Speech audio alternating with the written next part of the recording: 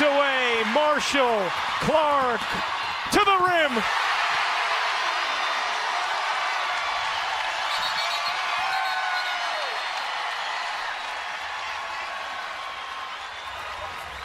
An 11-0 Iowa run.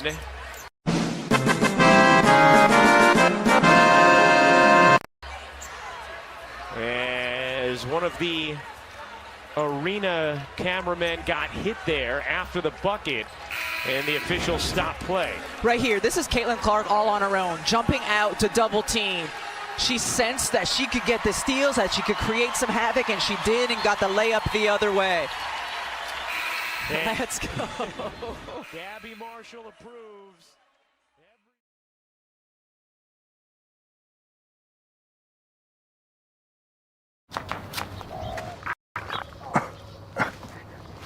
I drive a very nice car. It's very fast, very shiny. But sadly, it's not built for the famous Aussie lifestyle. And I love the famous Aussie lifestyle. I love the fashion. I love the food. But mainly, I like to drive here. So this is my second car. Designed for my second home, Australia. Bike rack, rod holders, roof racks, thong storage, built-in pie oven, freshwater shower. Oh, hey Barrow. Walter is having a little shower too. Budgie Smuggler drying system. BRS, buck reduction system.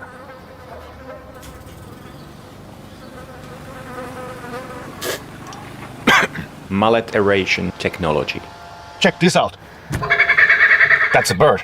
I'm going to be busy racing my first car, so I put this baby on Uber Car Share. You can rent it for free, because I am very rich already. Australia's home of second cars. Valtteri will miss you. You see right here, right front row, we have Hamlin, Truex, Logano, Larson in row 2. I'm just going to play this through so you can kind of watch it real speed. Remember, the leader controls the race. He should start between the first line and the second line of the restart zone. Yeah, and as you look at this, I mean, from the overhead view, Denny Hamlin left a little early. There's reason for him to leave early, and I agree with this being a no call. You've got to leave some sportsmanship back up. The restart zone's so short. Remember last year, we doubled the length of the restart zone for the first 5 races, trying to give the leader back a little bit of control. I think this is a situation where he took a little advantage. So now here's the best way to do it. Let's put some audio in this.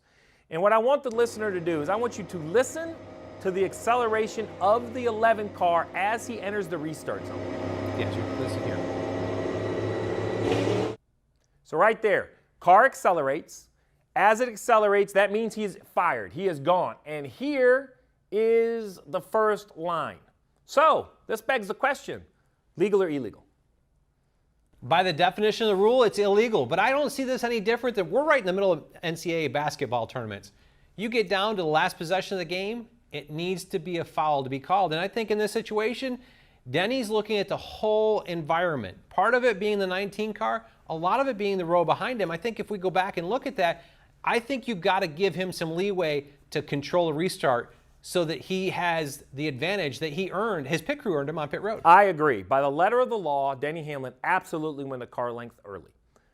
I don't buy tickets to see the referees make call or the sanctioning body make rules. I believe that Denny Hamlin knows this, and that's why he went on the early side. I think this is a call that NASCAR is not going to make unless it's egregious. I don't think it's egregious. Remember, we went frame by frame, yes, moment by moment, and brought it down in slow-mo. NASCAR is officiating this in real time. I do believe, though, this will draw a conversation from drivers to NASCAR saying, hey, okay, Denny got the one freebie. Maybe we're going to start calling it a little tighter. Yeah, and we're talking about 30 feet here. It's a car length and a half. He went maybe a car length and a half early, but yes, it's one of those situations. But as we look at this on the overhead, before we hit play on this, I want you to look at the gap that we've got between the second row and the first row. It's almost a car length. When you look at this and look at the run that Joey Logano and Kyle Larson have coming to that restart zone, Denny Hamlin's looking in his mirror and seeing that these two guys are going to put him in a position that he's got to anticipate making a reaction to. Yeah, so if I stop it there, the 22 is almost all the way to the 11's bumper, and we're still, just to remind everybody, there's the start of the restart zone. So we're still, I don't know, a couple car lengths away? We are, but he's got momentum coming to him, and that's actually the second row, I think, is dictating that Denny has to go early. I want to point out Truex. The first time I saw this, I thought he had laid back a little bit more. I thought he was more around the door number. That is not the case. He's only around the right front tire, which is pretty standard. So if you're Truex, we know how Denny Hamlin won the race. If you're Truex, how do you win the race? In my opinion, you lay back 3 or 4 feet, and as you enter the restart zone, you start to roll. I mean, a mile an hour. It's not much. Because if your momentum is going forward a mile an hour faster than the leader, then when you both step on the gas, you're going to carry that mile an hour all the way down into turn 1. These are 2 veterans. The amount of race wins on the front row is outstanding.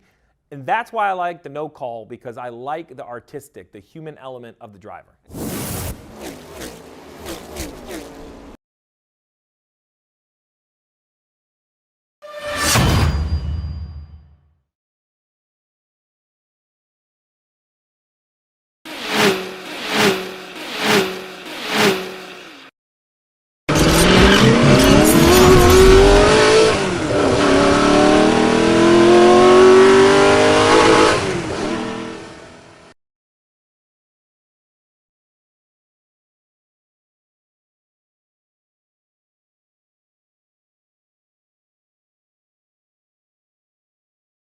Driver, start your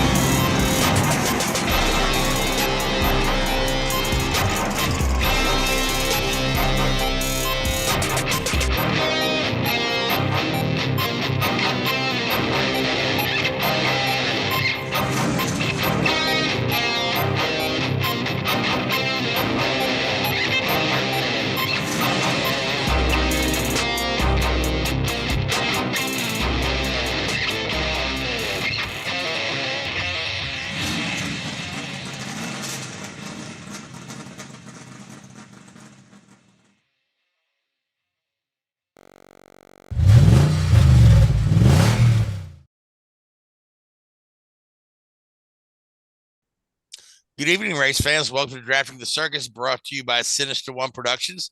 My name is Frank Santarosky. I'll be your host for the next hour as we go over everything racing. Joining me in the studio this week, I've got Levi, Richard Uden, and Luis Torres, the gang of regulars all back together all at once. How we doing, fellas? Oh, good, thank you. Good, good. At least If the weather anybody's is good worried, in my Seattle. hand wasn't amputated; it just disappeared into my background. It's all good, Richard. I mean, it could be worse. You could be the Mariners and the Kraken right now. Well, yeah. Yeah, Let's just disappear. Yeah. Anyway, moving on. Anyway, so here we are coming out of Easter weekend, which is, traditionally not a lot of racing. I mean, at least we did have a NASCAR weekend, which we used to have nothing on Easter. We used to do our Drafting the Circus show after Easter, called the Easter Bunny 500, and we just talk about a variety of other topics, no matter what it might be. But so we did have Xfinity and Cup running in Richmond, and a pretty interesting race in Richmond there. Race started out under damp conditions. All the cars started on rain tires. No wipers, but the rain tires, and they ran about 30 laps on the rain tires before they threw a yellow, and everybody switched to the dries, and then we got to see who had the skills with keeping the dries on the better part of the track. But at the end of the day, it was, once again, Denny Hamlin is coming to the forefront. A lot of other guys that led ran into trouble, but Truex looked to have that thing in the bag until a very late caution. Bubba Wallace and Kyle Larson got to a little bit of a incident there, which caused overtime, and which caused everybody to run into the pits real quick, grab a fresh set of tires for that last run. Hamlin beat Truex out of the pits, and then appeared to jump the restart. I mean, this is the controversy, because NASCAR didn't call it, but few other folks were unhappy with that. And Truex seemed to be unhappy with everybody he could get close to after that race, bumping and banging and rattling Denny's cage. But another race win for Toyota. Ford's still winless on the year. So who wants to talk about this this restart. I know we had a little clip at the beginning of the show with some of our NASCAR analysts from Fox TV breaking that down. But yeah, so Richard, what did you think? I mean, firstly, I think I was gutted for Martin because I thought, he drove a fantastic race out there, and he hasn't got that win yet this year, and didn't really put a foot wrong all weekend.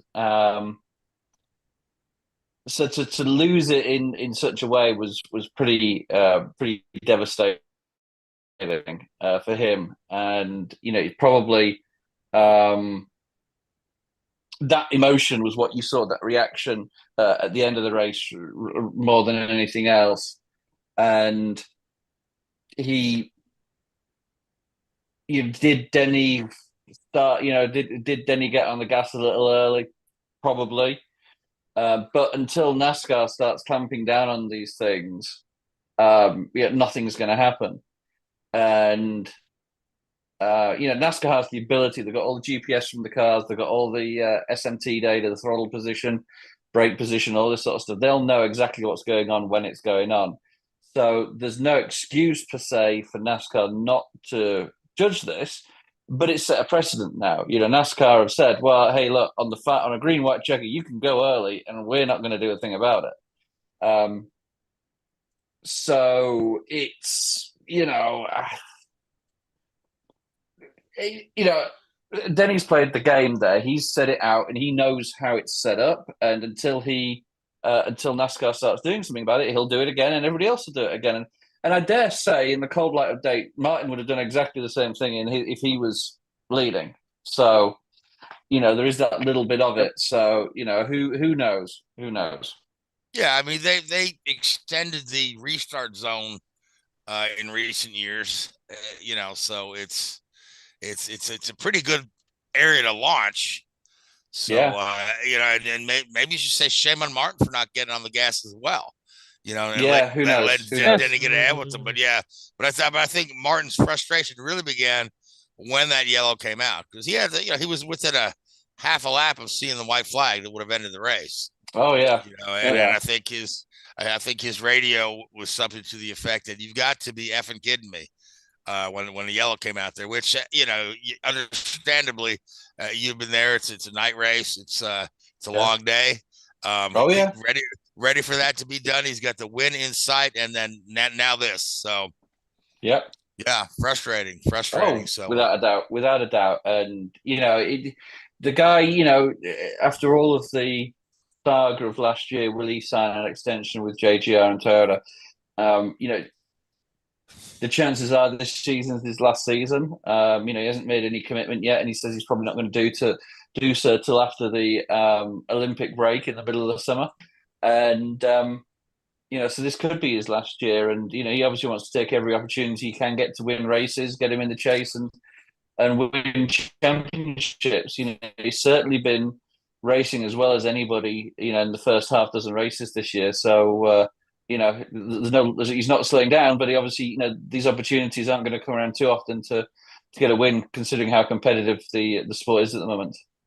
Yeah, and to make matters worse, he not only did he, lose the lead, but he dropped out of second, out of third. Then he had a little bump with Kyle Larson there, and I think he ended up fourth or fifth. I think. Yeah. And that was just frustration. That was, that whole kerfuffle, if you like, at the end there was frustration on Martin's part, I'm sure. And I did get a chance to see that car when it got back to JGR on Monday, and there wasn't much left of the front end.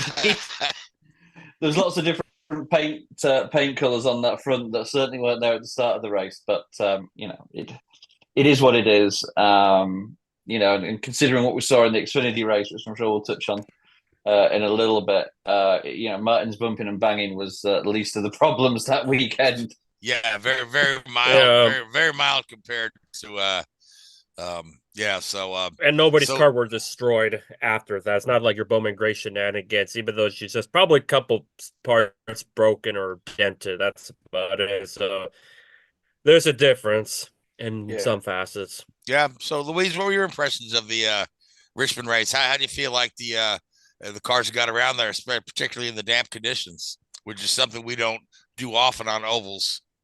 If there's anything that could be fixed, and is figure out the whole pit stop system, because of course they had the non-competitive pit stop where after the competition yellow, you come into pit road, everybody has to change from the wet compounds to the dries, or the primaries in this case. And because of that, they had to stop the cars, put the cars back in the running order position, because you're not competing for pit stop. You got to get them back to their running order place, which constituted a 2 minute and 45 over 2 minute red flag period.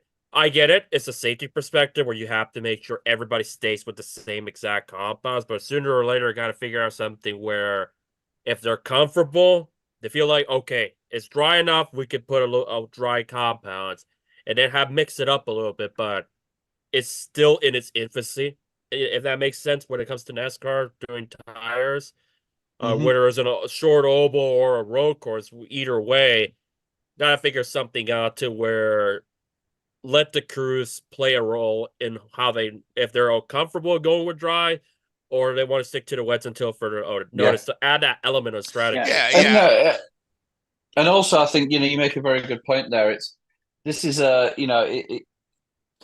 the teams decide when you go from slicks or from wets to slicks. Maybe slicks to wets, throw a caution. I agree with that, because especially if it suddenly hits, you don't want to have people, going too fast out there and, it being potentially dangerous. But I think going the other way from slicks to dry, these are, again, some of the best drivers in the world. They can make that call themselves. Now, obviously, wet pit road with mechanics coming over the wall, cars potentially sliding, locking brakes, it can be, particularly dangerous. You probably wouldn't want to ask the opinion of the guys that used to hold the catch can back in the day, because they'd probably tell you that it's really not as dangerous as we think.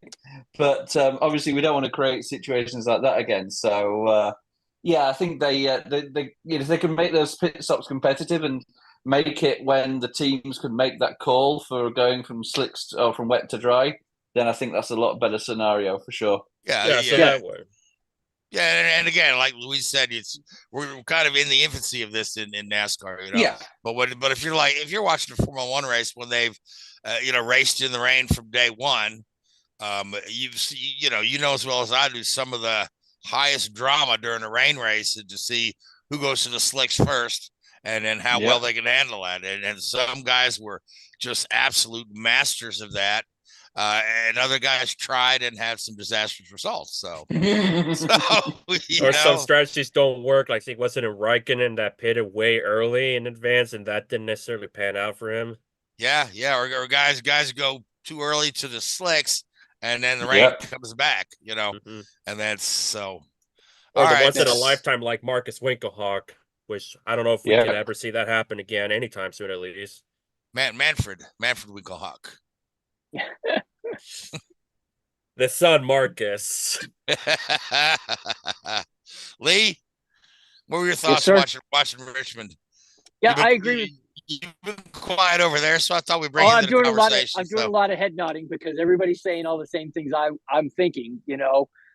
Martin Truex, if he was in the opportunity, if he was on the inside and he was ready, if he was leading the race, he would have pushed the envelope too. He just didn't have that opportunity, and frustrations got the best of him. So he's going to, I get it. As far as the rain compound, the wet weather compound tires, pulling everybody in and throwing a red flag to get everybody back out. Nope. NASCAR needs to say you're on these wet weather condition tires until lap 35. If you want to stay out with them, stay out. If you want to pit, you can't pit any earlier than 35. You have to run them until lap 35. And I think that's only really the fairest way. Like you said, if drivers want to stay on them, let them stay on them. But I mean, I think Martin Truex, he did get the short end of the stick. He had a really great Sunday, and just a couple shenanigans behind him cost him a race. And it was no fault of his own. It was just a bad pit stop. So yeah. So all right, so let's talk about the Xfinity race. This is where we had the little more fun. So, Keith, you have that Joey Gase clip? And then just give me a thumbs up as soon as it's done running.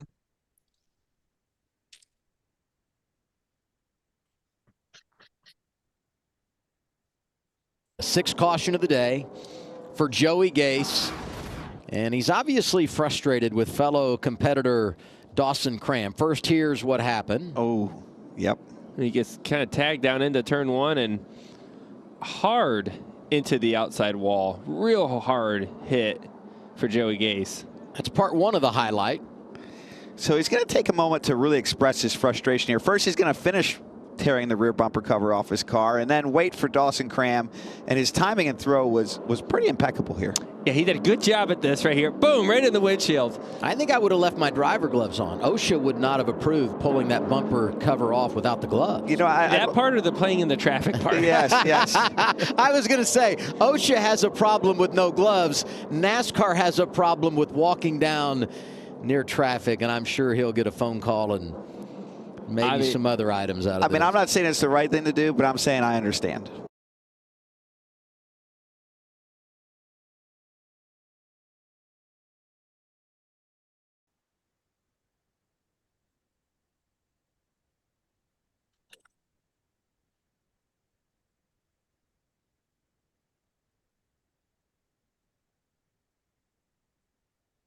All right, so it's Joey Gase showing his frustration in a much different way than Martin. I mean, I find it kind of funny that that thing says race against crime. Well, let's use this to commit a crime.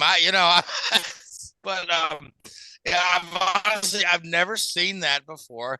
I've seen frustrated drivers, throw their steering wheel. I've seen them throw their helmet. I've not seen them pull a big chunk off of the car. He really had to work a little bit to get that thing off of there. And the thing that really gets me is the officials there, they just stood there and let him do it. And not one of them said, hey, what are you doing there? So, but he was fined, I believe, $5,000, which to me seems a little light, but that's pretty dangerous, pretty irresponsible. You know what I mean? That anything could have happened there. That that thing could have, glanced off the top of the car and flew into the pit lane or hit somebody else. I understand the guy's frustrated, but golly, I mean, it's almost like you made a bet. Hey, what can you do crazy enough to go viral this week? Fortunately, it was his own car, his own equipment, but that's besides the point. Trick Emerling owned the car, so nothing. Yeah, but the guy he threw it at. Yeah, that's not talking about the bumper. It's like, let's further destroy you. I think that's. I wouldn't be surprised that's part of the motive. It's like, well, it's my equip, my car, my team, like a Jimmy Means. I'm willing to bet he would have not torn that bumper off, or he'd have been looking for work the following week, one or the other. So, but I mean, it really, I mean,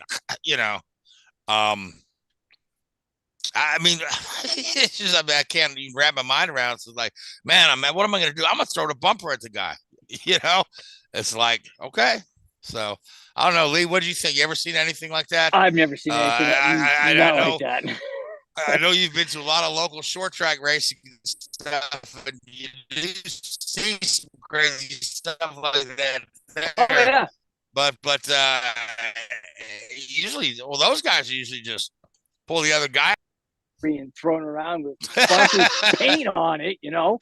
And like you said, I mean, I was waiting for he picked it up and he did I was waiting for the old wind to pick him up and do the old Mary Poppins thing with him, and it just it was a calamity, and I did I get it. He's frustrated. Did the frustration get the best of him? Absolutely, it did. Was it called for? Absolutely not. Cooler heads should have prevailed in this situation. But you look back at it and you say, should I handle that differently? Absolutely. But at the time he was doing it, that was farthest thing from his mind, was saying, am I doing the right thing right here? Is this really going to go bad? Well, let me grab the closest big thing I can find, throw it at this guy. Yeah. So, yep. He I probably tell paid you, more for the helmet than he did for the body panel that he tore off. Yeah, I figured the body panel's already damaged, right? Yeah. Yeah. Why wreck your helmet, right? Helmet's $6,000, right? So,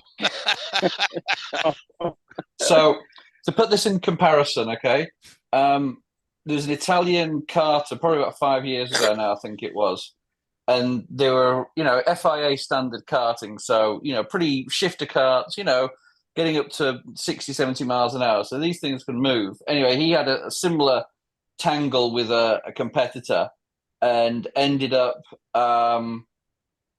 spinning out and got, a bit of his kart bodywork and threw it at the guy that punted him off. Have a guess what his punishment was by the FIA? He probably couldn't race the rest of the season. Was it a lengthy ban? Ban for life? Ban for life? Yep. Not quite. Okay, all right. 15-year ban from any FIA sanctioned event. And this was at karting level with. That's the FIA. Wasn't that a Mazda or Alonso charity-based thing? No, or that was another FIA one. Well, yeah, this is an FIA World Karting thing. And then they did have a fight in the pit lane afterwards as well, which probably didn't help. But he was all in. By that time, he knew he was screwed. So he's like, "I'm going to town on this boy." But yeah.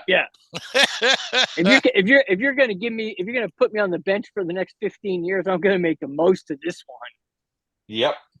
So no. There you go. So, Louise, the Xfinity race itself, we did have a winner. We know who it wasn't. We know it wasn't Joey Gase.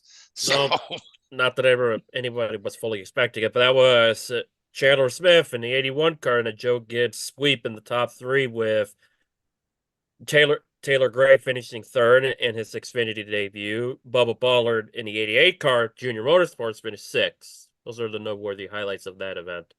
Right. Again, just another great weekend overall for Joe Gibbs Racing. And again, like I said, we're Toyota's had a couple of really good weekends. Chevrolet's had some good weekends, and Ford is still on the outside looking in. So, and it didn't seem like any of the Ford cars were really a factor here at Richmond, which was interesting because it was, the early stages of the race we saw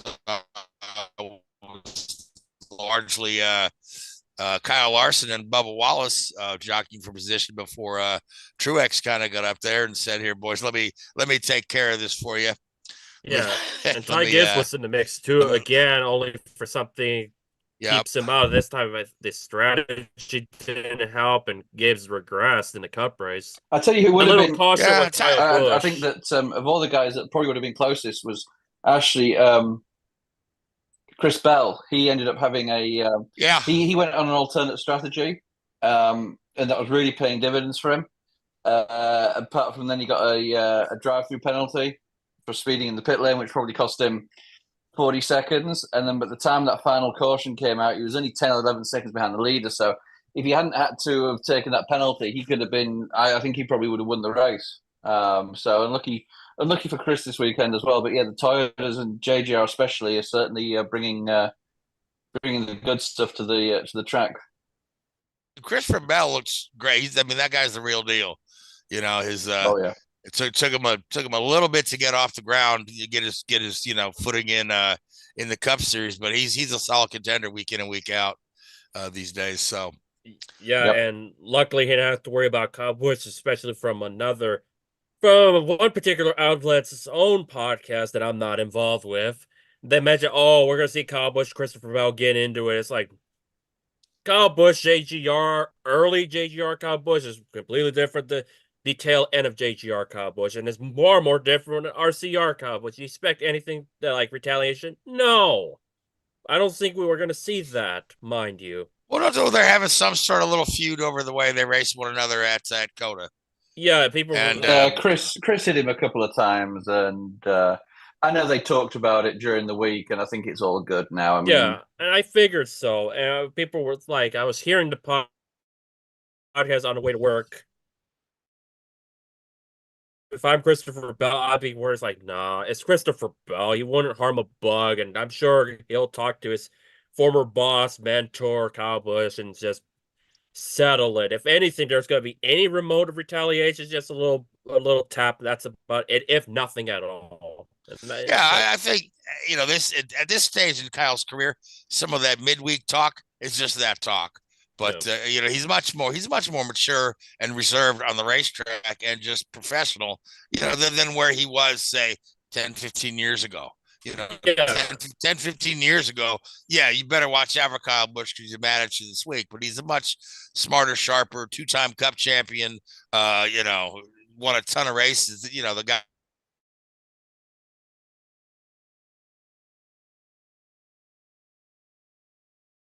Produce something like that where it put harm on either one of them. I just wanted to bring that up too, because that was like a talk that really, I can understand being a talk because they were not happy. Kyle was not happy with Christopher Bell. Maybe it would have escalated. It's like, but as days gone by, it's probably going to lead to absolutely nothing. Well, let's keep in mind also that Kyle Busch really enjoys goading the media too. So, I think he says what he thinks will get people riled up, and then he goes home and giggles. So. Yeah, the same thing with Denny Hamlin, even though Hamlin is trying to be defending himself more often than not on some of his cases. Yeah, Denny's kind of adopted that villain role lately, because for a while he was just there. It's just Denny. He's just there. He wins races, but there wasn't really a lot of chatter one way or the other about him. Now he's suddenly cast as the villain, and I think he enjoys it. I think he enjoys having his name in the news more, being talked about in between the races. So, if it works for him, good on you. We need heroes and villains, right? So, and I think some people will enjoy, and it's got to enjoy it for at least 3 or 4 more years at most, because who knows how much longer he'll drive, Yeah. So, all right. Well, we're off to Martinsville this coming weekend, which is one of my favorite tracks. Richard, you'll be there at the track. You've been I will be, yep. Yep, you've been at Martinsville on and off, doing some testing, some wet tire testing, as well as some other testing. So wet tire was at Bristol, but yes, we've been that's testing there a couple of times. Yep. So good fun place. Get the hot dogs. You get the Martinsville hot dogs. Yep. So hope to be at Martinsville one day. But the hot dogs are good. They brought it a time or two at Daytona many years back. Yeah, but they're okay. You know what I mean? They're if you ask me, go downtown.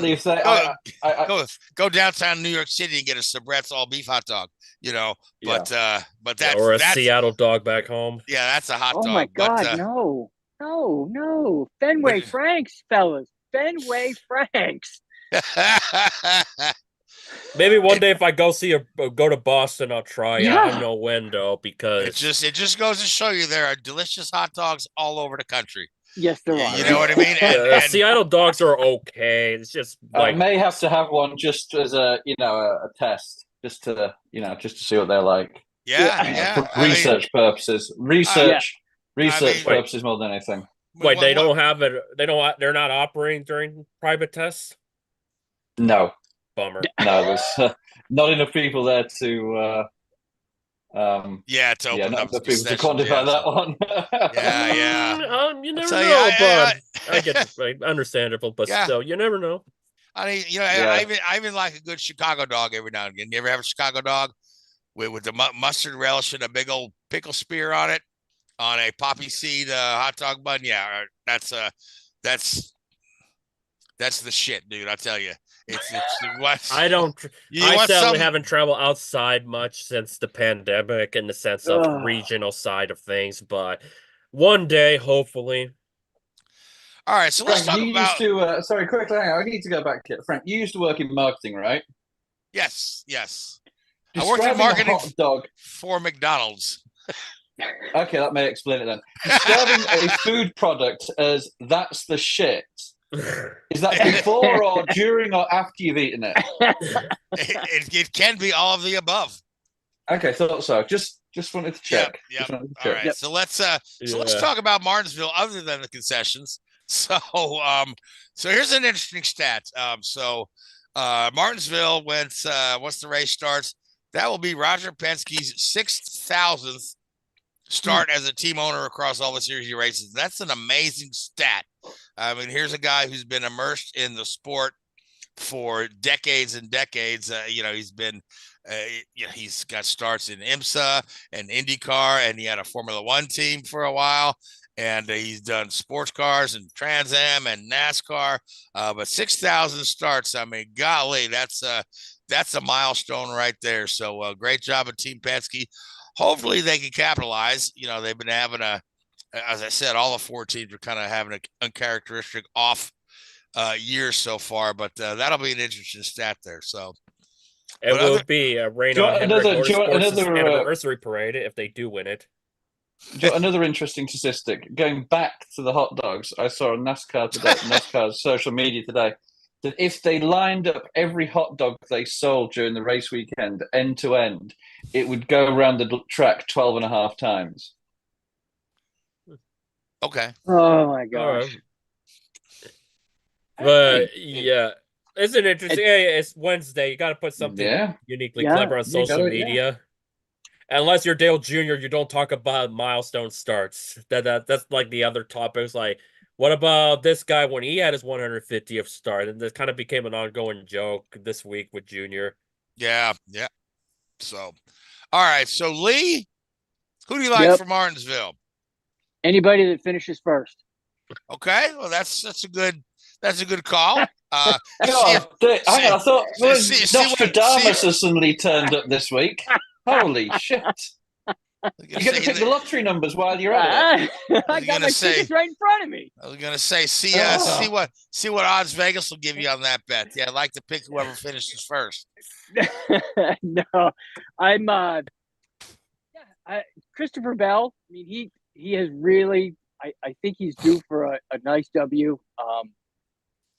He's racing so good. He's just not catching the right timing. And I think maybe this weekend at Big Paperclip might be his timing. So, all right, sounds good. Louise, who do you like? As I alluded to with Penske 6,000 start, it's going to be the 40th anniversary party for Hendrick Motorsports, where all four of their cars going to look with the maroon red or crimson red, based on Jeff Bodine's 84 car, and they used to the 1984 Cup car with the All-Star Racing colors. I'm going to go with William Byron in this one. I think get the ball back rolling and win it in the maroon car. Bowman, I'll keep an eye on as a dark horse. All right, I'm going to go with Martin Truex. Say he bounces back from his frustration because the guy's been driving really, really well this year, and he certainly deserves to win one this year. And Richard, you'll of course be rooting for the whole Toyota stable. So with that said, let's go from the mountains of Virginia to Suzuka, Japan, which is where Formula One will be heading this weekend. So again, Louise, to your point you made last year, it's weird to have Suzuka this time of year. We're used to it being very close to the end of the season, and it's very, very different weather than we've seen some really, really crazy rainy races in Japan. But this is not really the rainy season so much. So we should have a pretty pleasant weekend.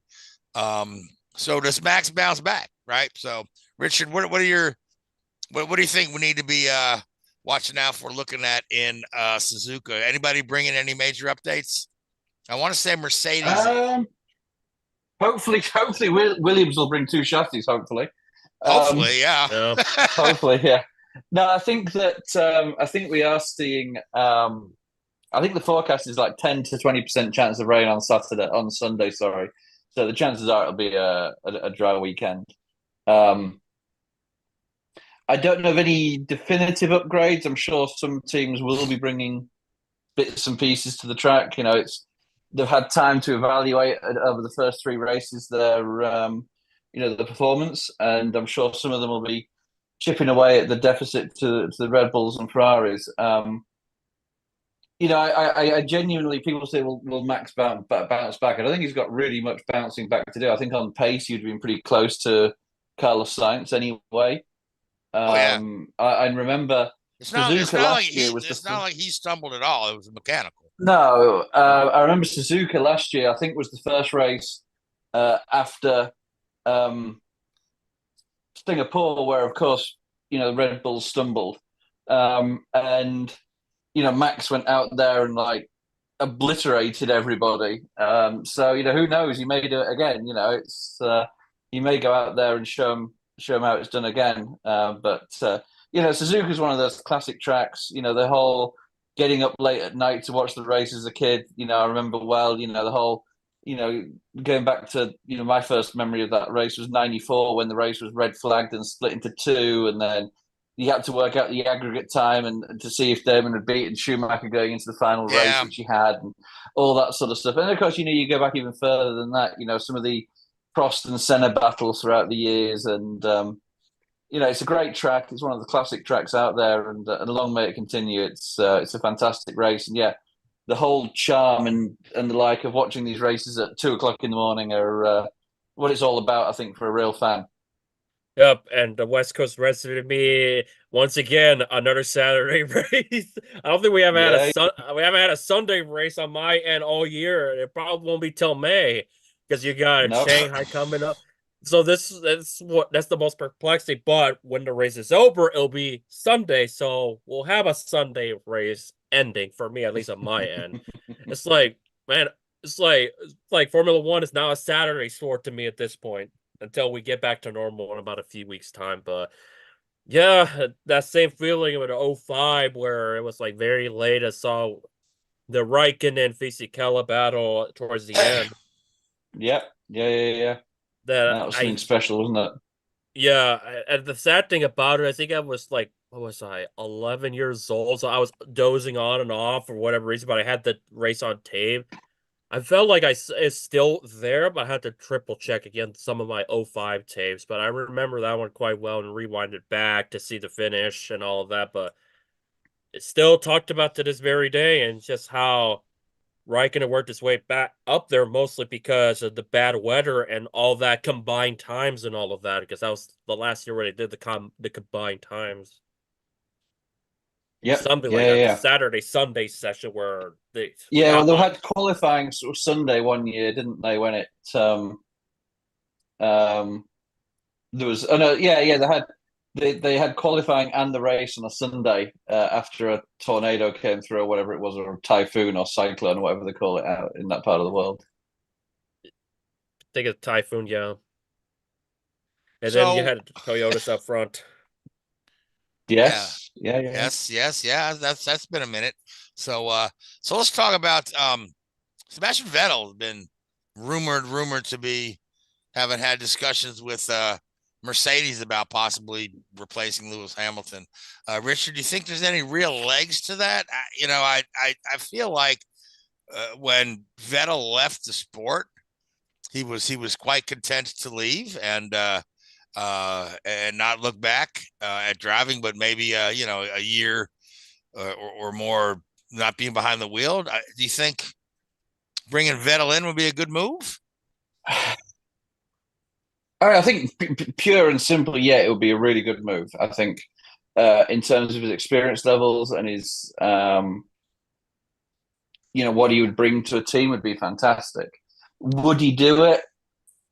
I don't know. He certainly wouldn't be the oldest driver in the field if he did come back. He's only 36, so you've still got Alonso out there, yeah. Alonso, Lewis is older. Daniel Ricciardo's not far off that age. So I think he'd have a reasonable crack at it. Would he want? The problem is, what's he got to gain from it? Big fat paycheck. Well, he doesn't need it. He's too. I genuinely don't think he needs that. But I think if you look at it, he is.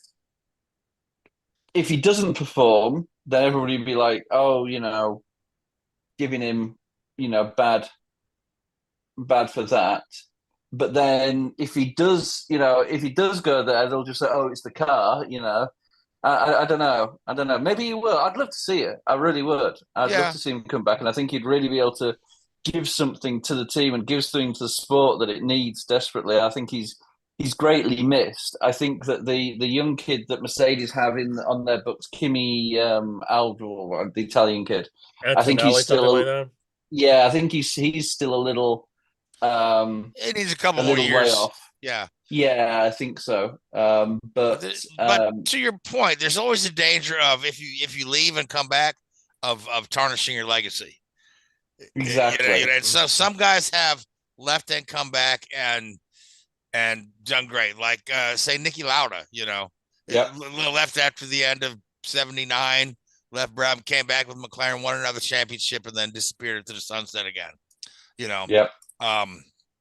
Emerson Fittipaldi left the sport in the '80s, and then a couple years later picked up an IndyCar and had a great second career. Right, Michael Schumacher left, came back with Mercedes, and not quite as successful. Although you've got to lay a lot of the credit for the later success of Mercedes that Lewis, experienced with some of the groundwork Michael did with the development of the car. But Schumacher himself, he didn't get a win with Mercedes at all when he came back. So I won't say. No, I think he only got one podium in Valencia. I think he got a pole as well too.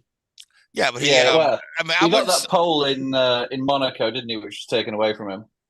Yeah. I wouldn't say he tarnished his legacy, but certainly it showed him to be less bulletproof than he was before he had retired. Yeah, because he was pretty bulletproof. This guy was, he was Max Verstappen of his era.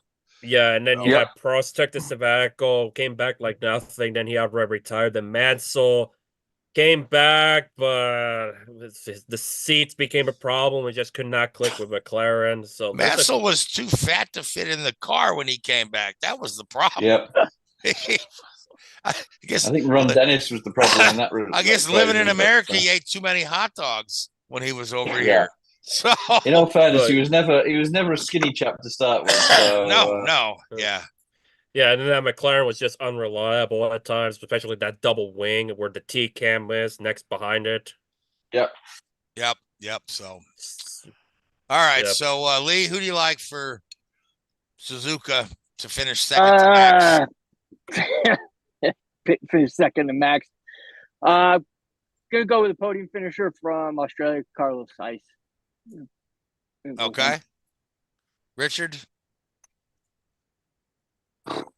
I think Leclerc. Okay. And Louise?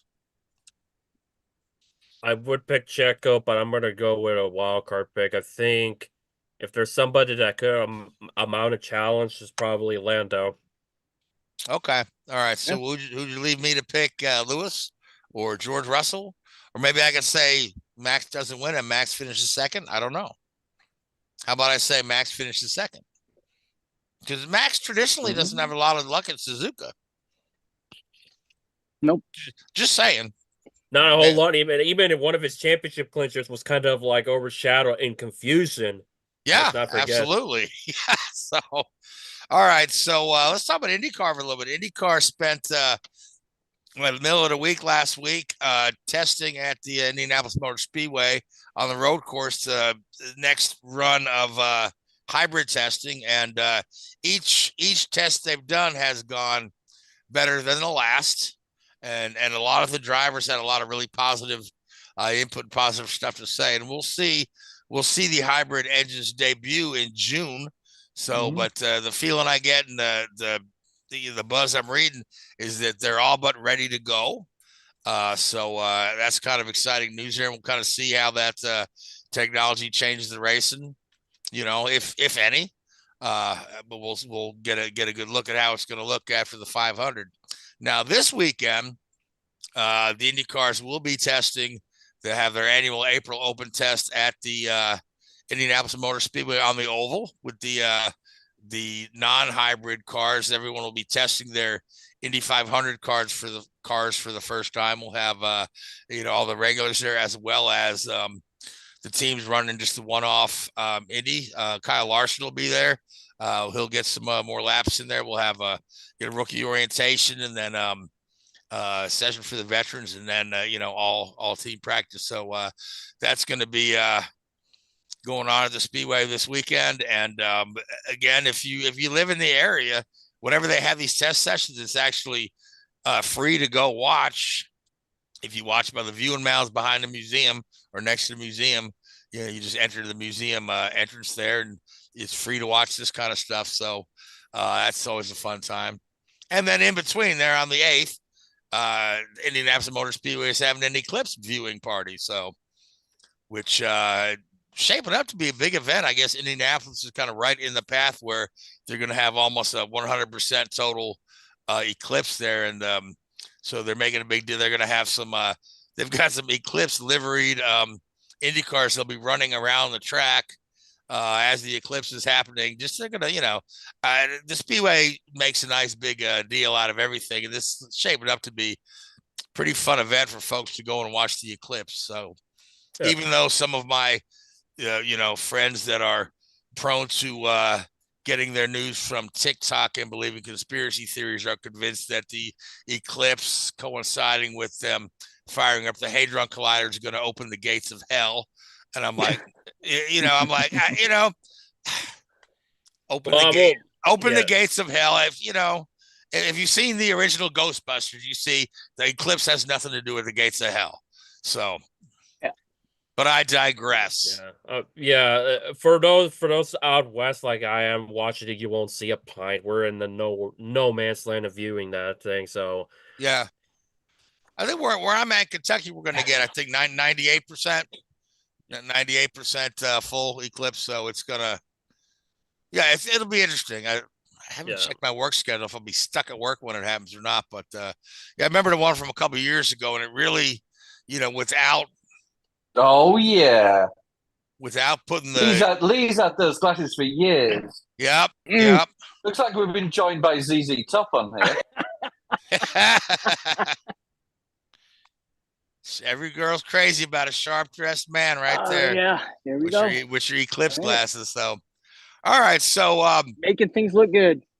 All right. So, Lee, we're headed off to Arizona this week for NHRA. So let's get a preview of what we've got going in NHRA, and you've got plenty of time. So, wow. Stretch it out.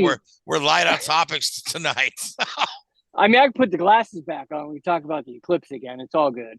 That's what I'm trying to do. Talking about hot dogs, talking about the Eclipse. We're just light on topics tonight, folks. But we're still here to entertain you. So.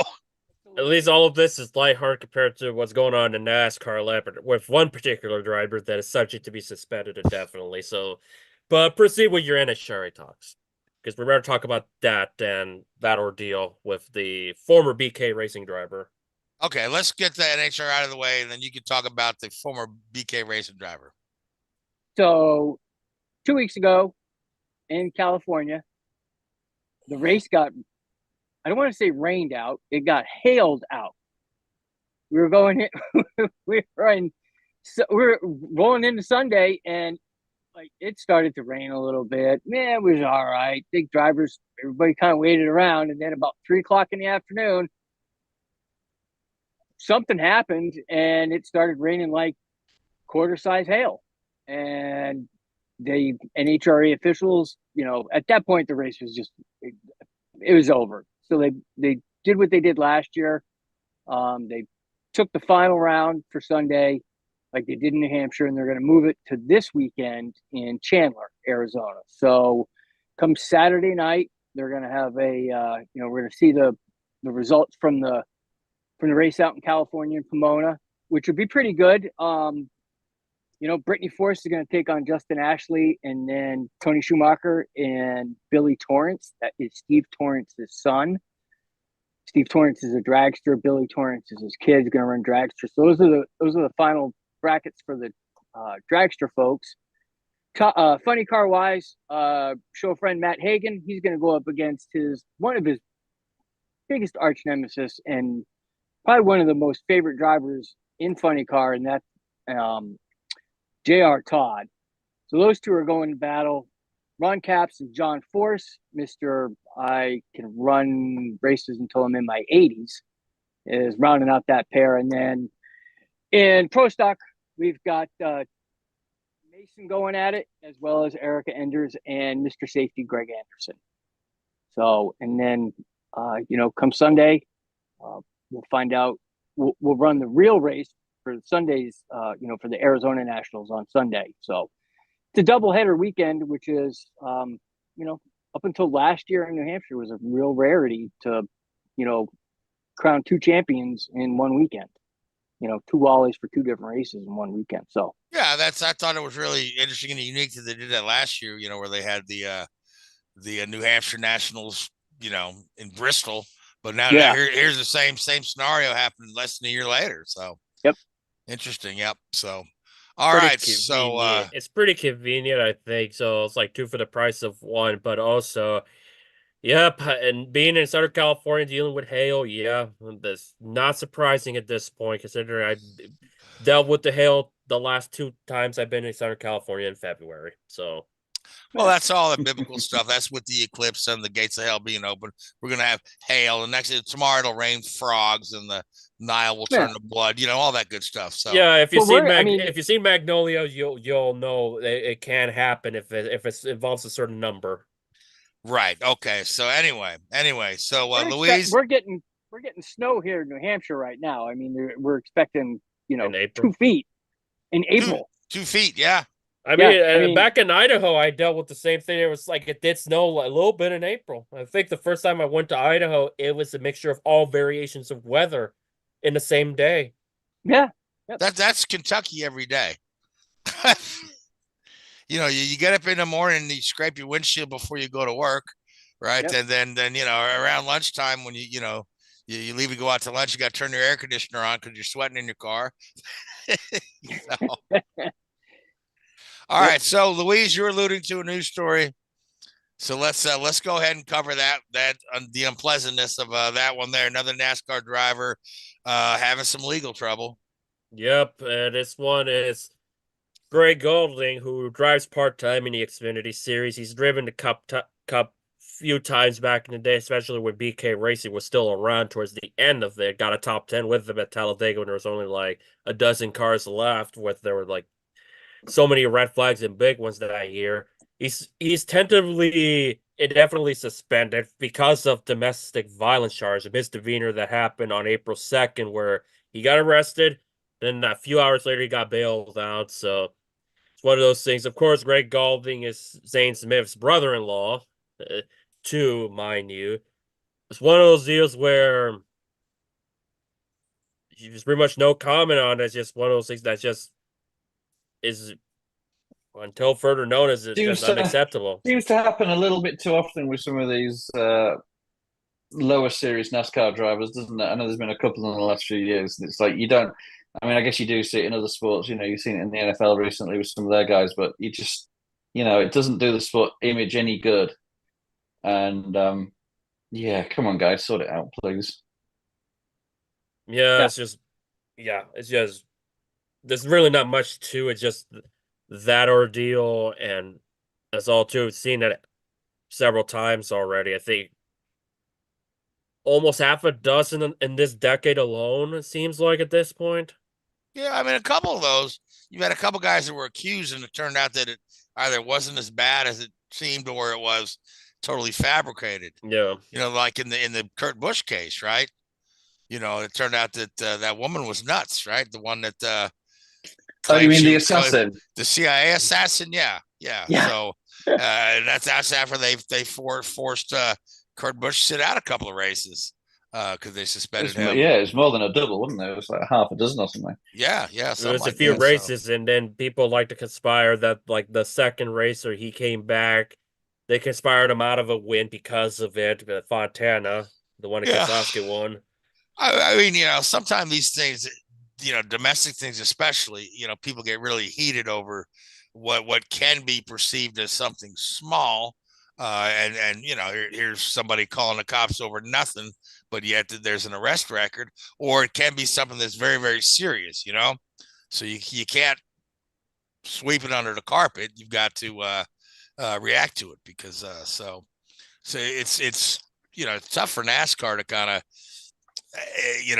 say, well, we'll let you keep racing until we have more details or till you have your court date. It's just easier for them to just go and say, hey, look, sit out till the legal system sorts it out. So I don't know. I don't know what's best, but to Richard's point, it's a bad look for the sport, and anybody in the public eye should be real careful how they behave. Well, you should just be careful how you behave in general. The less time you have the cops called on you in your life, the better. So yeah. It's a general rule of thumb. All right. Anybody else we got about 6 minutes. Richard, you want a soapbox again, or? I don't think so. No, I think we're pretty good this week. Oh yeah. I forgot all about that. So first footage. First let's have a look at that Snickers commercial from a few years ago, and then we'll show you how NASCAR did their own version of that. Oh my gosh, yeah.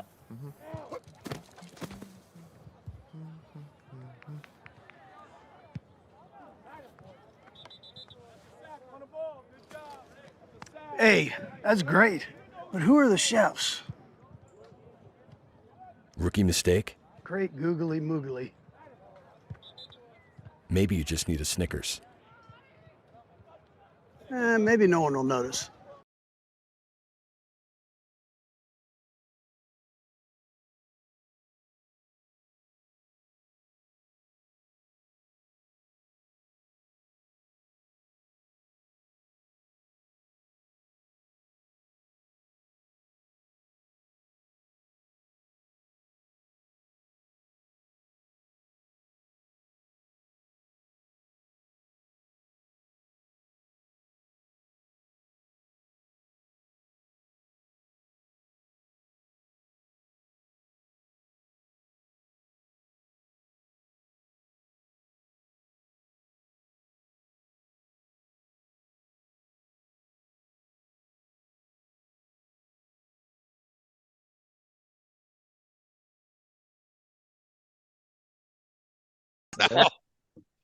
Yeah, you can put the direction of the down of the yards in the opposite end too, so you never know with the groundskeeper.